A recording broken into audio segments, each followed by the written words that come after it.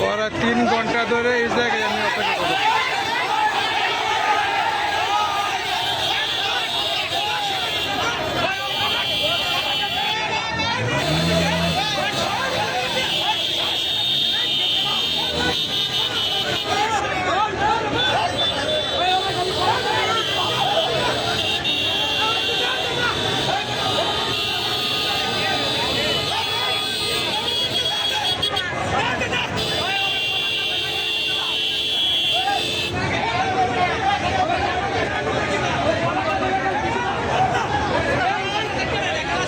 প্রায় 4 ঘন্টার উপরে আমি অপেক্ষা করতেছি।